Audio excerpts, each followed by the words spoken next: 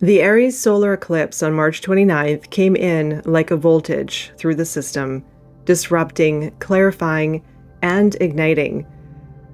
And while the flash of it has passed, the echo remains.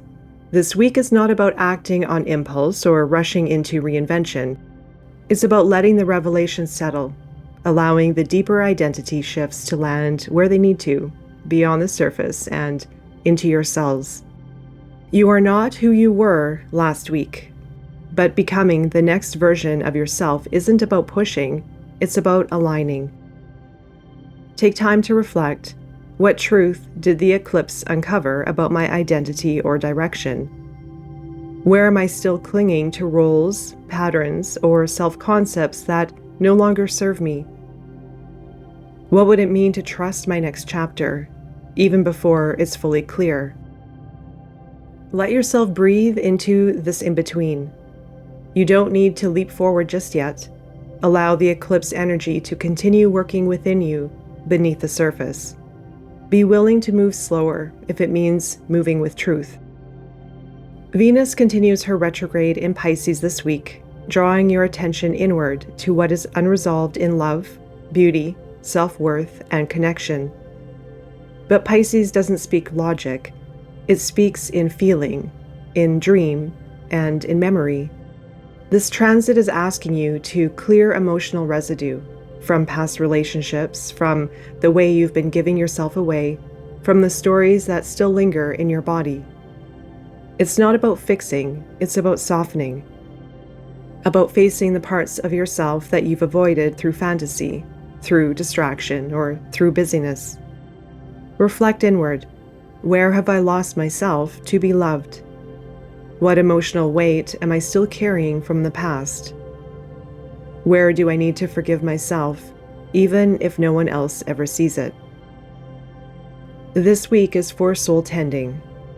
Let your practices be gentle and honest. You're not meant to emerge from this transit healed. You're meant to emerge more whole. Mercury remains in Pisces until April 7th, and that energy is still very much present. You may feel a pull towards introspection, spiritual questioning, and nonlinear thinking, but you may also feel foggy, confused, or emotionally sensitive. This isn't the time to figure things out. It's a time to observe your thoughts, your reactions, your inner narratives. Words carry more weight now, especially the ones you speak to yourself. Pay attention to what you're repeating internally and ask if it's still true. Take time to reflect. What old story am I looping mentally and why? Am I listening to my intuition or trying to logic my way through an emotional process? Where might silence say more than speaking right now? Allow space for the unknown. Things may not make sense this week, and that's okay. You don't need the full picture to be in alignment. This is a time for presence, not performance. As April begins, we enter a universal month 13-4, a powerful vibration of structured transformation. The 13 holds karmic weight. It often brings endings, awakenings, and shifts that feel forced but necessary. The 4 brings order, responsibility, and the slow, steady building of something real. Together, this energy says, if it isn't sustainable, it cannot come with you. Take time to reflect. What system or structure in my life is no longer supporting my growth?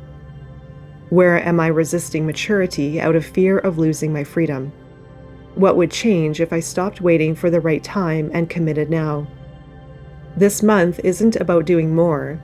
It's about doing the right things and doing them well. Focus on consistency. Clarify your boundaries. Recognize your foundations so they will reflect the person you are becoming, not the person you've been trying to hold on to. This week is a week number 5, bringing in the energy of movement, adaptability, and personal freedom. It stirs the desire for change, but real change requires discernment. Under the influence of Mercury and Venus retrograde, this week is not for impulsive shifts, but strategic, soul-aligned exploration.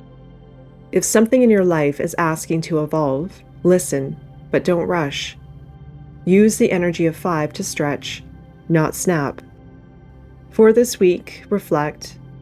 What kind of freedom am I actually seeking, and what am I willing to release for it? Am I inviting change because it's aligned, or because I'm avoiding discomfort? Where can I loosen my grip without losing my ground? Experiment with small shifts. Introduce the subtle ways, a new routine, a new conversation, a new way of being with yourself. The key is fluidity with focus. Don't forget what you're anchored to. This is a quiet revolution kind of week, the kind where big changes happen internally without fanfare, where you return to yourself not by chasing more, but by clearing space. There is still so much unfolding. The clarity is coming, but the embodiment starts now. So listen more than you speak, choose more than you react, and move from the place within you that isn't afraid to take its time. You're not just creating a life, you're creating a new way of being, one that is grounded, soulful, and deeply, unmistakably yours.